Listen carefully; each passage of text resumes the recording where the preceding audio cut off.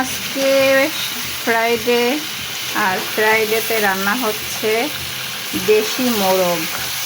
আজকে আমার এই মোরগটা অনেক বড় ছিল, একদম দেশি মোরগ বাজার থেকে কিনে নিয়ে আসলাম।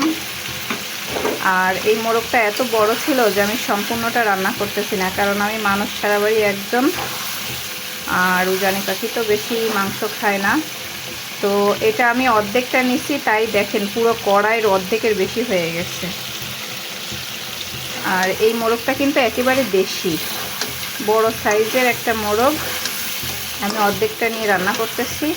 আর আমার কাছে দেশি মুরগির ভিতরে বা দেশি মুরগের মধ্যে সবচাইতে মজাদার খাবার হচ্ছে এইটা, এই যে এটাকে বলে চামড়া।